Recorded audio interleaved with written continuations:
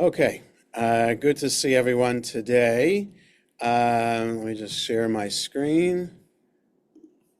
And so we're on page 134 of the Koran PDF for Bava Batra. And, or it's, if you're like following along in Safaria or something, it's 24A of Bava Batra at the red S. And Baruch Atah Adonai Eloheinu melech haolam shekidshanu b'mitzvotav v'tzivanu la'asok b'divrei Torah. So we were on a tangent. Well, the Mishnah had started a couple pages back about a dovecote, and you find a dove a certain distance from the dovecote and the town wall. Whose dove is it? Who's responsible if it causes any damage? That kind of thing.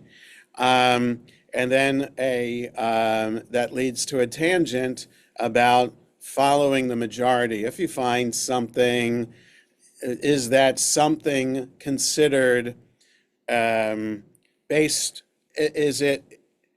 Is the status of that something you find based on where it's found? That is, like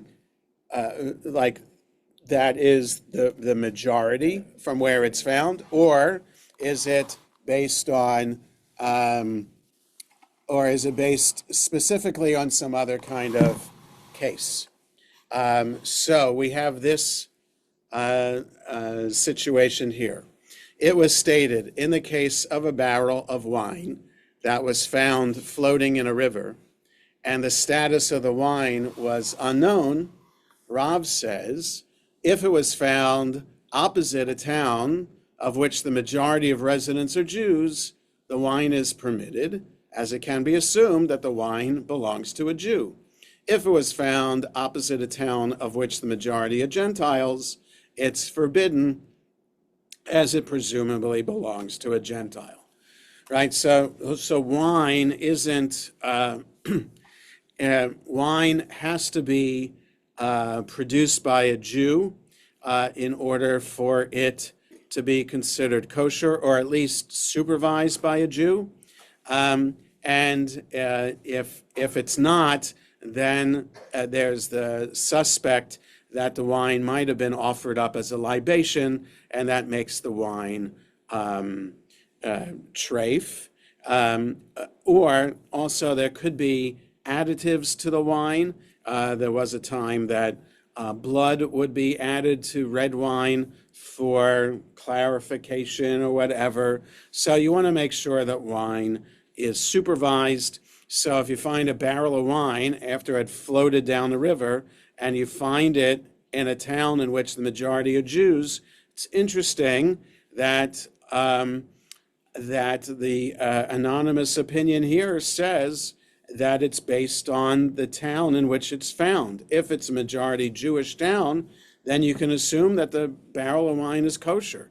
And if it's a majority Gentile town, then you assume that the wine is not kosher. That's just assuming that there's no markings on the wine, like it doesn't say Manischewitz on it or something like that, where it could give it away as to whether it's kosher or not.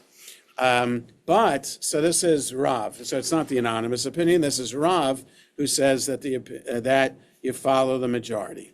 And Shmuel says, yes, and Shmuel says it's forbidden even if it was found opposite a town of which the majority are Jews. Why? Regardless of where it was found, one can say that it came from that place called Dekira, where the majority of people are Gentiles. In other words, there's a distinct possibility that a floating barrel came from far away. So Shmuel doesn't hold by this lenient majority opinion, and he says, no, floating barrels of wine that wind up even in on the banks of a Jewish town is still to be assumed to be not Jewish and not kosher wine. That's how we are supposed to understand it. You're trying to find the page? Yeah, here, give it to me. I know how to do so for you. No, I've got it. Bava Vatra, and then, right, no, then you could go on where it says, and then you go to 24a, and then, just a second.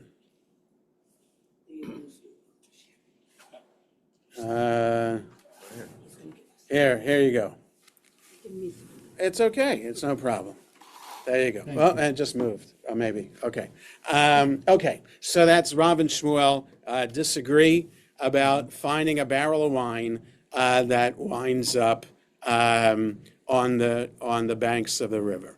So how do we solve this dispute? The Gemara suggests, shall we say, that Rav and Shmuel disagree with regard to the statement of Rabbi Chanina, in that one sage, Shmuel, is of the opinion that the ruling is in accordance with the opinion of Rabbi Chanina, and he rules based on the majority, which in this case includes even distant locales.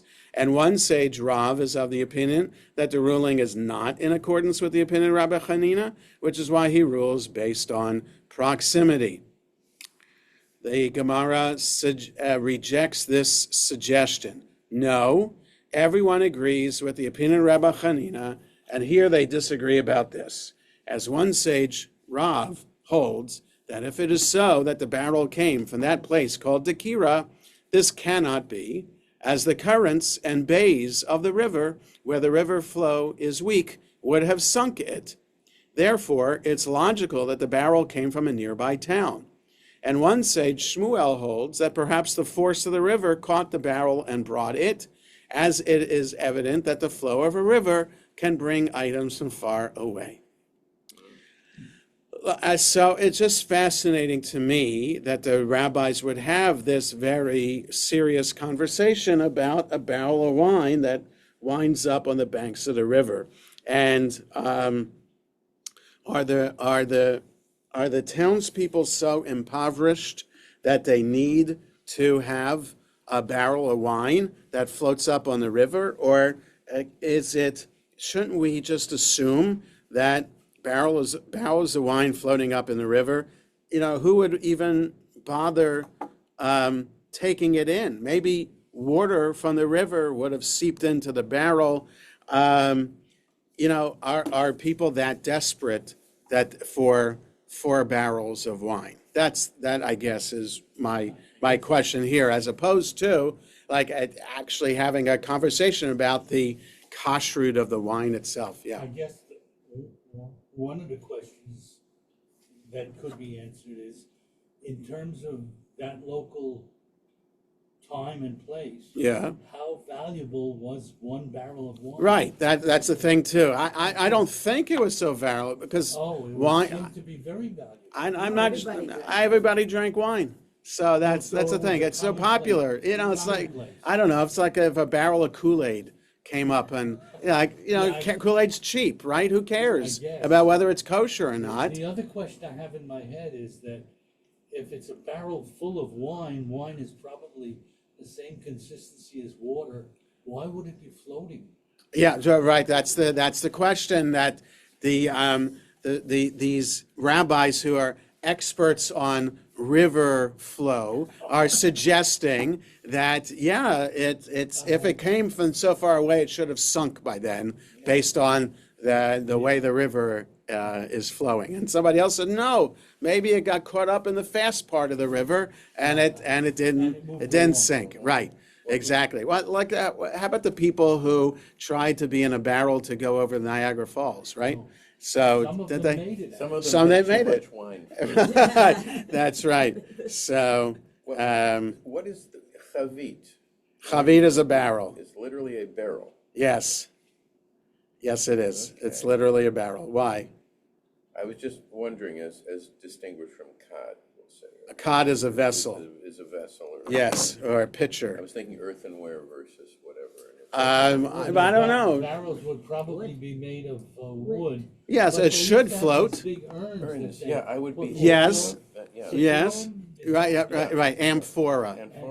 Amphora, Yeah. yes. People would buy Sephora's And a they store. put wine in them also. I think. Yes, I think Right, so. which is what I was wondering Yes. about. They would sink. So you really need a heavy river flow to bring these things down. Right. So so it could be that this is a theoretical halachic conversation.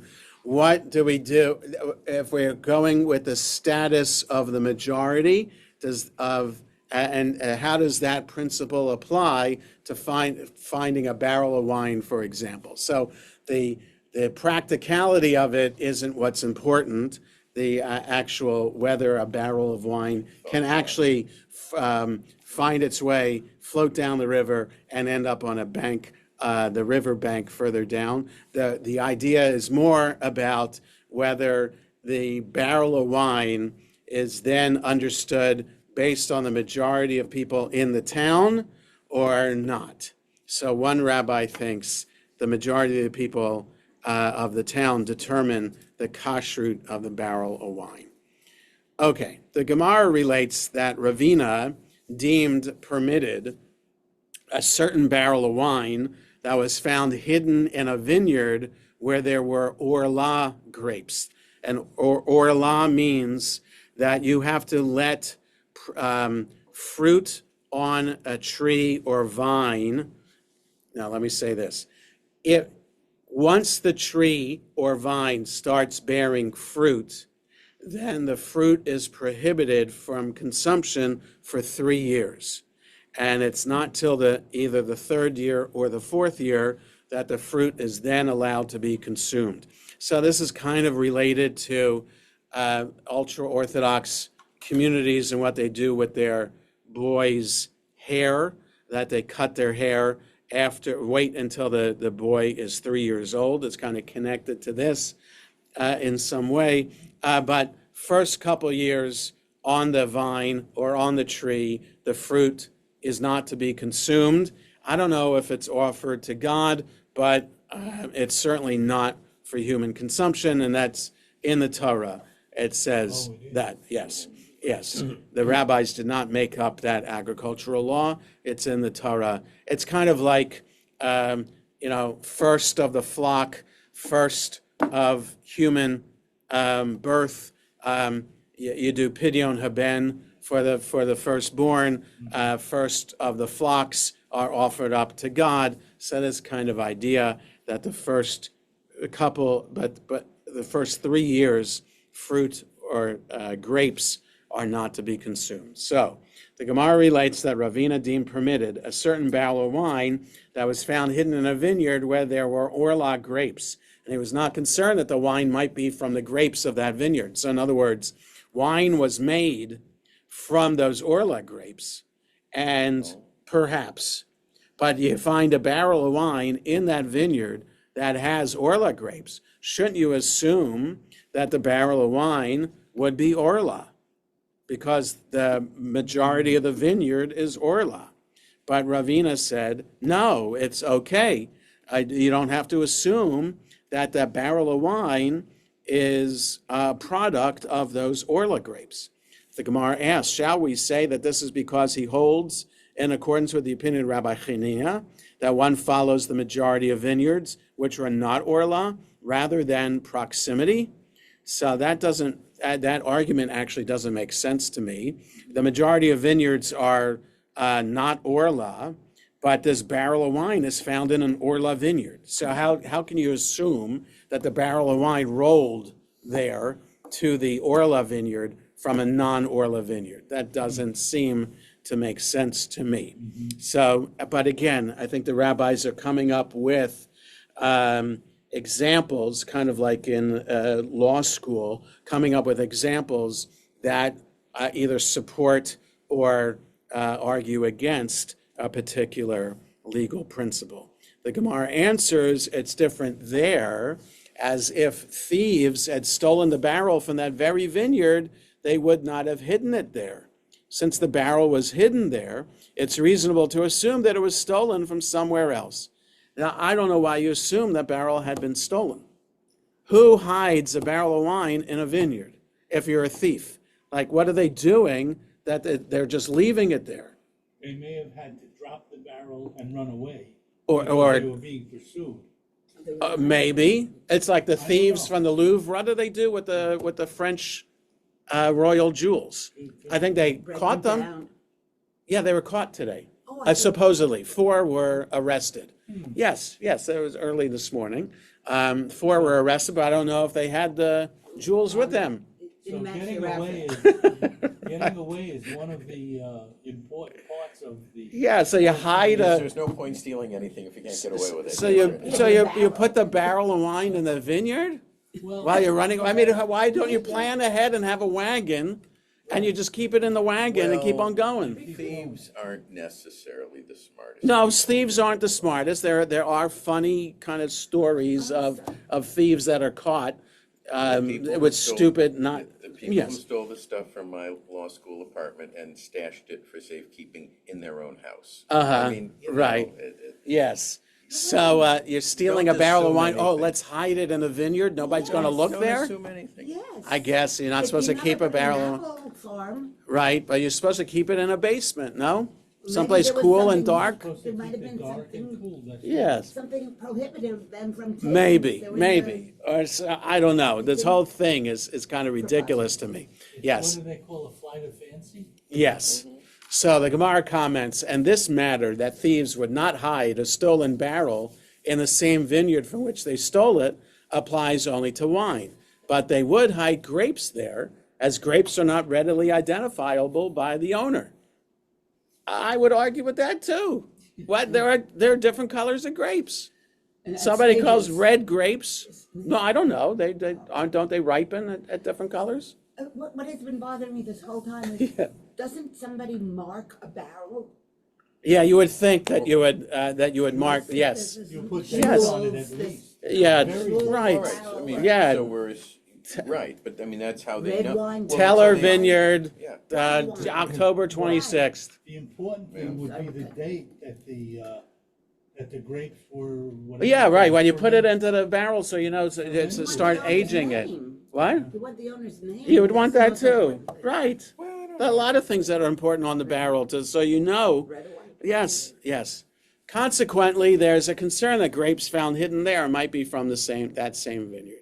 The Gemara further relates that there were these jugs of wine that were found between vines of a Jew.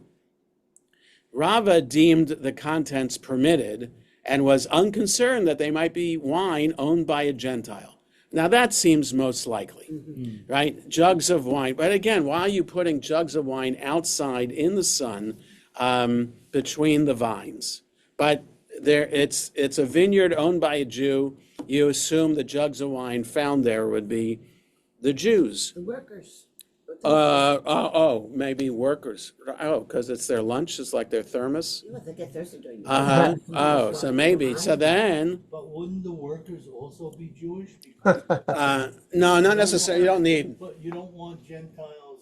It's harvesting is okay. It's only in the process of making the juice, turning it into wine, that you need that Oh, okay. supervised by So Jews. you can have the harvest by Yes. non-Jews. Correct.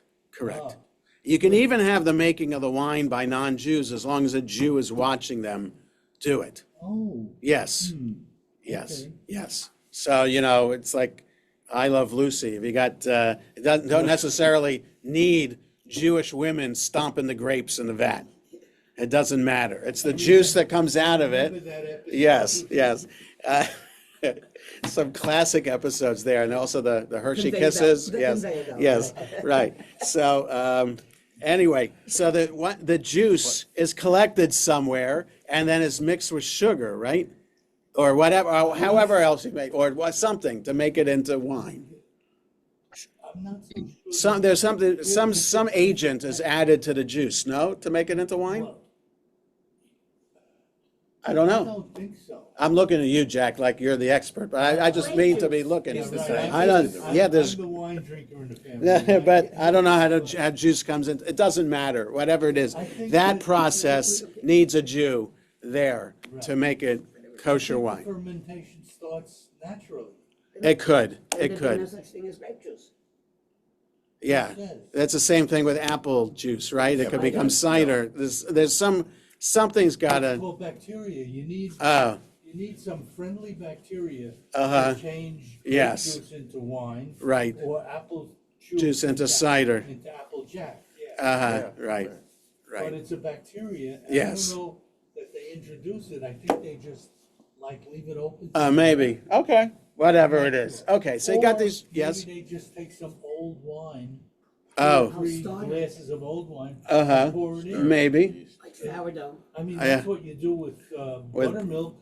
Ah. That's what you do with the breads that Sourdough. yes, based on sourdough. right, You yeah. take a little batch and throw it in, and it starts. Yeah, it starts it up again, yes, Yeah, okay, I don't know that. That's an yes, objection. okay. So jugs of wine, found in the Jewish vineyard. Rava says that they assume that they're Jewish. The Gemara asks, so the middle of the paragraph, shall we say that Rava does not hold in accordance with the opinion of Rabbi Hanina, who says that one follows the majority, in this case Gentiles? The Gemara answers, there it is different, as the majority, wait a second, there's this background here. What is this colorful picture here that looks like a Buddha with a jug of wine on his shoulder? Just a picture of a jug, what the jug might look like. Okay, so you guys don't have a picture here. No. Yeah, it's a kind of funny picture. Oh, that does look like a Buddha. Yeah. Yes. That was in the kitchen, the garden, vegetable garden restaurant. Oh, the Buddha that's in the front? Yes, right. Okay, 24b. So there it is different, as the majority of those who pour wine from barrels into jugs are Jews, and therefore it's reasonable that the wine belongs to a Jew. The Gemara comments, and this matter applies only to large jugs. But if they were small jugs, one can say that they were dropped by travelers, most of whom are Gentiles, and therefore the jugs of wine are forbidden. Like, how close is this vineyard to a road where people are traveling along? And if there are large jugs among the found jugs, say that they all belong to Jews, as travelers do not usually carry large jugs. It can be assumed that the small ones were placed to balance the donkey's load, and the jugs all fell together. Okay, so you got to have a vineyard close to a road, and what is common, a road that travelers use, and that they could drop their wine jugs in the vineyard. I don't know. So there's certain things about aspects of travel here that the rabbis are kind of assuming that everybody understands. Oh yeah, that is so common to lose a jug of wine while you're traveling. I mean, I don't know. That doesn't ring a bell to me. But I don't know. I mean, people do lose things at the airport and at train stations, but I don't know. But while the train or the plane is traveling, like, you're not dropping it from the window of an airplane or outside the window of a train or a bus. So I don't know. It just I just don't get the references here. So Why would a vineyard, if it were close to a road, that they know has Yeah. a lot of travel on it, yes, why would it not have like a big fencing around right. You would think to so. protect Yeah, the outside? yeah. So people don't walk by and eat the strip grapes. off grapes Yeah, from- right, Or the right. donkey doesn't pee on it. It's a peeing. I don't know if that's bad. Natural fertilizer. Hey, you wanna know how you get grape juice into wine? Okay, right. All right. Well, new Mishnah. So, good. one must distance a tree 25 cubits from the city. 25 cubits, 25 times 1.5 is what? 1.5 what, feet? Yeah, so it's 1 cubit is 1.5 feet. So how many feet? Yeah, 18 inches. So how does 25? 25 and 12. 37 and a half. 37, okay, okay, I'm just trying to transfer 37. cubit into feet, so yes, 37 feet. One must distance a tree 25 cubits or 37 feet from the city, and in the cases of a carob tree and of a sycamore tree, which have a great many branches, they must be distanced 50 cubits. Abba Shaul said, now, so there's background. Let's just look at that. So there's the leaves of a carob tree, sycamore, it's a sycamore fig, actually. So that the sycamore tree is a fruit tree. So here's just a picture of the fig. Okay, so that's so shikma is the word for sycamore, and so it doesn't look like a fig leaf actually, but they are figs on them. So that's the background, and that's the halacha and the note. I just want to look at the note.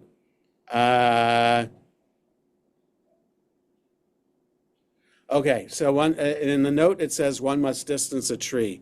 In the Jerusalem Talmud, it's discussed whether the reason for this prohibition is to preserve the beauty of the city or to prevent the tree from blocking the light.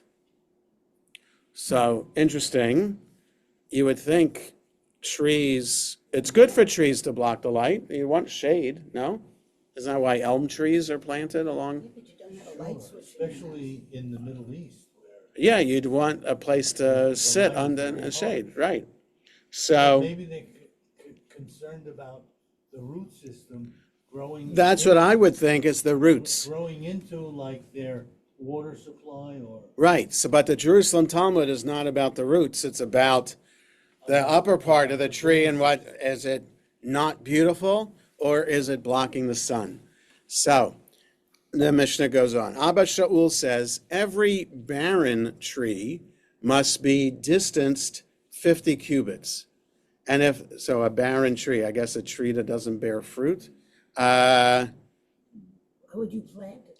So Rashi explains that barren trees must be distanced from a city because they are a blight on it. So a tree without leaves or fruit is a blight. Why would you plant it? Right, I don't A know. tree without leaves is It's a dead tree, and you right, cut it down for firewood. right. So it must be a tree that doesn't have an edible fruit. Well, so we'll see. The Gemara, so these are questions that the Gemara hopefully will answer. Why do you have to plant carob and sycamore trees 25 cubits from a city? But if they have a lot of branches, it has to be 50 cubits. And Abba Shaul says barren trees have to be distanced 50 cubits. And if the city preceded the tree, as one later planted the tree alongside the city, he cuts down the tree, and the city does not give money to the tree's owner in compensation. And if the tree preceded the city, which expanded after one planted the tree until it reached the tree, he cuts down the tree, and the city gives money to its owner. If it's uncertain whether this one was first or that one was first, he cuts down the tree, and the city does not give money. Okay. So it's just interesting. So I don't know. Hopefully the Gemara will answer some questions about like urban development and planning. What's wrong with trees? What's wrong? Carob and sycamore trees are common in the land of Israel. Why would you need to cut them down if they're too close to the city? Why can't you plant them close to the city? It's just interesting to me. Not sure why they would not have trees inside a city. But carob is a good tree because you can take the whatever. The fruit of it, the yeah. carob Yes, thingy pods. Pods. Yeah. And you get those kernels and Yeah. you grind them up and you have a flour. Yeah. That's very nutritious. Right, That you can use in all kinds of. right, They have Food, chocolate. Yes. combinations. exactly. Besides making chocolate. Right. No, there's stories in the Talmud about people who go hungry, but who satisfy their hunger with carobs. So, yeah. Wasn't a carob tree involved with Hagar. Hagar and Ishmael? No. It's just a bush. It just says a bush. It doesn't say carob And the tree. shade of the.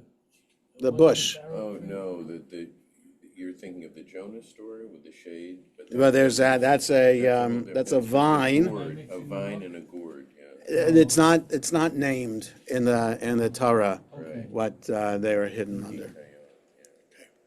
Okay, Gemara. The Gemara asks, what's the reason that one must distance a tree from a city? Okay? Ula says it's due to the beauty of the city, as it is unattractive for a city's walls to be obscured by tree branches. Okay, so I don't know about that. I mean, that the city walls need to be clearly seen and not obscured by trees. I'm not sure about that, Well, but if you've got a belt of trees around the city wall uh-huh. and you're being attacked, you can climb the trees and get over the wall. If it's maybe if it's too close to the city, that's possible. If the wall isn't tall enough. The Gemara suggests, and let him derive this halacha from the statement in Tractate Arachin, that one may neither convert a field of a city into an open area surrounding the city, nor may one convert an open area into a field, as these have fixed places and measurements. If one plants trees in a city's open area, he thereby turns the open area into a field. And there are rules for that. Okay, my parents are trying to call me. Excuse me. Sure. I don't understand that. Open area or field, what's the, an open area is something that nobody claims? Yeah, There's nothing on it. free ground versus In other words, it's cultivated ground. community area, Yeah, maybe Open and area. a field is something owned by someone. somebody, yeah. So, Yeah, you can't plant your own crops in the commons Right. because it's common. well, I think there are, so here's what the notes have to say on the bottom of the page. Some note that this difficulty apparently applies, that is, the open field and the open area and fields, and, applies not only to Ula's opinion, but to the Mishnah itself, as it's unclear why the Mishnah doesn't require that trees be planted at the far end of open areas, which is 1,000 cubits away from the edge of the city.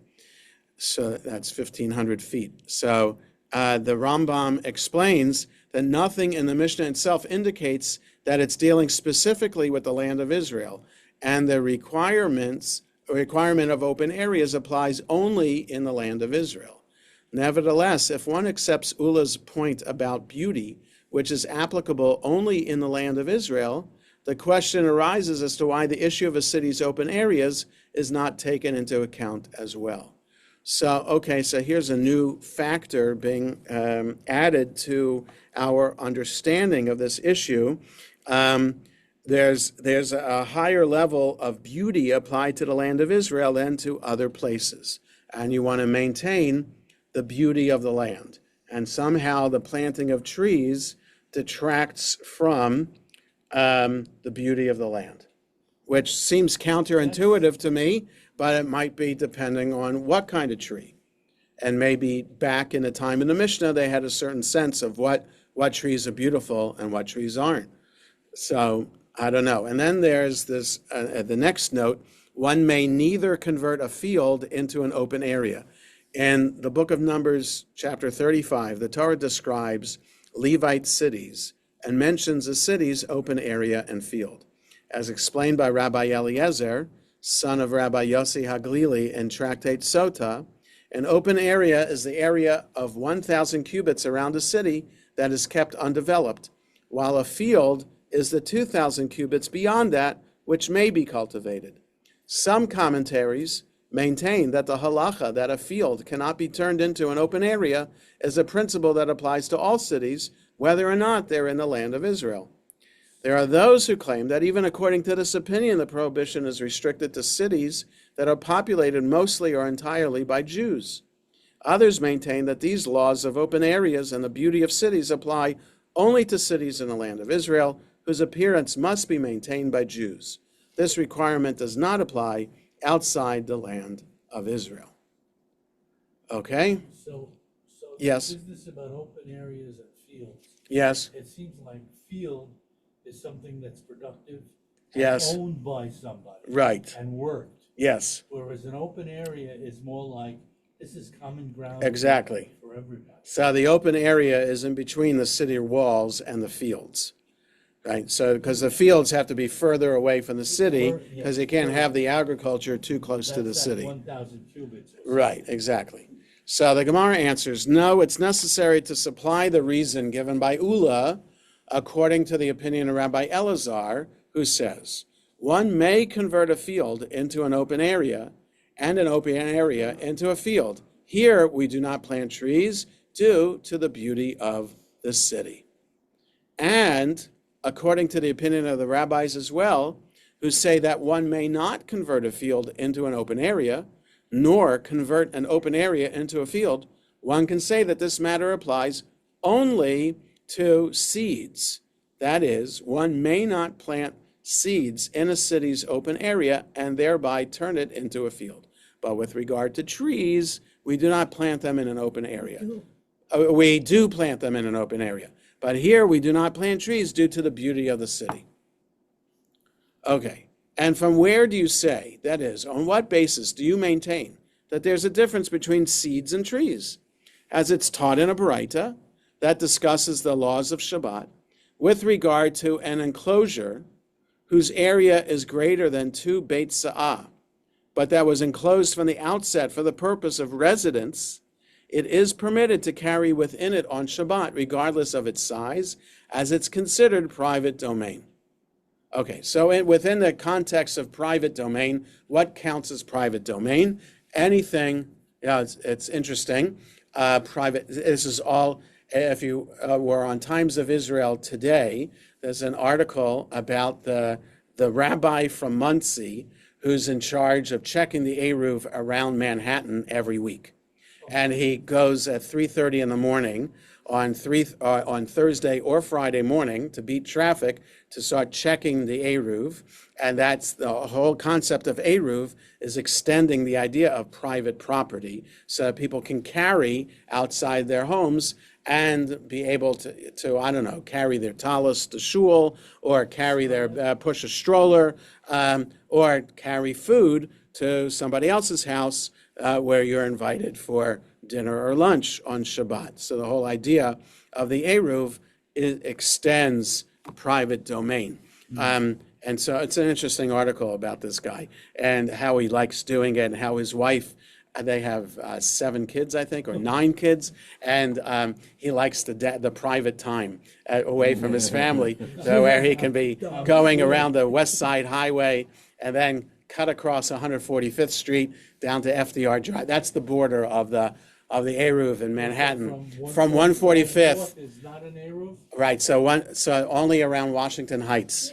Part of Washington Heights has it, and now they want to extend the Washington Heights Eruv and hook it up to the rest of the Manhattan Eruv. So, and this rabbi is saying how cooperative city agencies are to allow, city poles and structures to be used for these, for the Eruv, which is like a nylon fishing line, but also there are sensors that are added to it too, so that sensors can sense when the string might be down, so that he can go right there instead of actually having to look in the middle of the night with a flashlight to see. The sensor tells him, and so it's just an interesting article about that. Oh, well, you can tell if it falls down on Shabbat, you don't have to worry about it. You assume that you can still, unless you actually see it, you can, if you're told before Shabbat that the Eruv's up, then the Eruv's up. You don't have to worry about it. Exactly. Don't ask, don't tell. So it's only after Shabbat that you have to worry about it's like the Eruv and Only. If you care about the Eruv and Only, you go on the Orthodox Synagogue and Only's website under Eruv, and it'll tell you that the Eruv is up or the Eruv is down. Yeah, I remember one day at Camp Ramah, we were doing something and we needed a length of string. We couldn't find any. Oh, you took it for the, took the Eruv One down. of the kids goes, I know where there's a bunch of Yes, string. right, And right. you get it and then, Yeah, no, you just run out. ruined it for the whole camp. That's right. That's Yeah, he right. did. He really He did. did. Private property, the camp. The camp, no, but still, camp is public property for all the campers. The bunks are private property. So to carry from the bunk to the, yeah, so it is, you need it. I was in charge of the Eruv at Ramat Poconos one summer. It's a pain in the neck to actually take it. But then we have a lake, so the shore of the lake counts as the boundary of the Eruv. So you don't need a string along the shore, right, the water line, because the water line, But, because, yeah, they did have one person whose job was to bushwhack his way through the woods. that's right. Yes, and there's an argument that an island is an Eruv. Like Manhattan's an island, but you need to have a public thoroughfare that is wide enough for 600,000 people to walk. That's the rule of an Eruv on an island. So there is, the Cross Bronx Expressway is wide enough, like right when you come off the GW Bridge and you go across Manhattan, but it goes under an apartment building. So it's a tunnel, and a tunnel doesn't count. It has to be wide open. So that roadway, which could count as crossing the island, does not count because it's a tunnel. And the West Side Highway doesn't connect with the if the West Side Highway, FDR Drive, actually was one continuous highway, that would count, but it's not. They don't connect. They don't, because you got the Battery Park or whatever that gets in the way, and also up top. Up north. Yeah, that's different. They don't connect there either. Right, it's something. On the northern part where Columbia University is, there isn't there. Right. No, I mean where their football field is. Their football field is right at the top of Manhattan. Yeah, if you're coming down the Henry Hudson, I don't know, you see it. If you're driving along out of Riverdale on the bridge to get into Manhattan, on the left, there's a football field there. And that's Columbia University's football field. Anyway, we digress to this area that's called an enclosure that counts as private domain. If subsequently, next paragraph, if subsequently the greater part of it was sown with seed crops, it is considered like a garden, which is not a place of residence, and it is prohibited to carry anything within it on Shabbat. If the greater part of it was planted with trees, it is considered like a courtyard, which is a place of dwelling, and it's permitted to carry there on Shabbat. So it's just interesting that a garden is considered public where you cannot carry, but if it's trees, it could be considered a courtyard, which could be private. This shows that planting trees in an enclosure does not transform the area into a field, as is the case when seeds are planted. Okay, red S, slightly different change of course here. The Mishnah teaches, and if the city preceded the tree, he cuts down the tree, and the city does not give money to compensate the person who planted the tree. The Gemara asks, what is different with regard to a cistern that the Tana of another Mishnah, coming up on 25b, teaches that if one plants a tree next to a neighbor's existing cistern, the owner of the tree cuts down the tree, and the owner of the cistern gives money. And what is different here that the Mishnah teaches that the owner of the tree cuts down the tree, and the city does not give money? Rav Kahana said, so you get the idea? You plant a tree too close to a neighbor's cistern. The cistern was there already. He has to cut down the tree, and he gets money back from the cistern owner, but the city doesn't pay money back to the person who planted the tree too close to the city. Rav Kahana said, citing a popular aphorism, a pot belonging to partners is neither hot nor cold.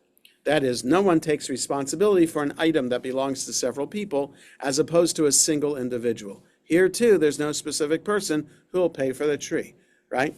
So, but you would think there's a mayor of the city and there's city funds that are used for this, but I guess the city wasn't organized in that way. If you know that your neighbor has a cistern, in other words, Yes. storage, Right, a water storage system, right, and you plant a tree there, yes, you know that tree will eventually Yes. break into the cistern right. and destroy. Yes, so why does a cistern owner have to pay the tree? That's Yes. what I was. Yeah, I don't know. That's where I was. I don't know. Right, That's weird, because it's almost like you're else? doing something negative against the neighbor right? deliberately when Yes. you plant the tree. Yes. But who else? All right, two Well, more, there are two more paragraphs here before Red S, which I think, no, don't apologize. I don't have answers to these questions, but let's see if the Gemara says something about it. The Gemara asks, what's the difficulty to begin with? Perhaps damage caused to public property is different from damage caused to the property of an individual. Consequently, when one's tree causes damage to the public, he's not compensated for having to cut it down, whereas he does receive payment when his tree damages a private cistern. Rather, if Rav Kahana's comment was stated in this context, it was stated about the latter clause. If the tree preceded the city, he cuts down the tree, and the city gives money to its owner. Concerning this halacha, one could ask, and let the tree owner say to the city residents, give me money first, and then I'll cut down the tree. In this context, Rav Kahana said, a pot belonging to partners is neither hot nor cold. If the owner of the tree is entitled to wait until he first collects money, I think the had doesn't belong there, a good deal of time would pass before the tree would be cut down. Therefore, a community need not collect money and pay immediately, unlike an individual. Okay, so you get paid after you cut down the tree if you are dealing with a city, but you get paid right away if you're next to a private cistern. Okay, we'll stop here for today. No class next Sunday because I'll be at my daughter's wedding. So we meet again on 2 weeks from today on November 9th. Yes? Not I. Right, you guys will be away, but you'll catch the recording. Okay, have a good rest of the day, everybody. Take care. See you in 2 weeks.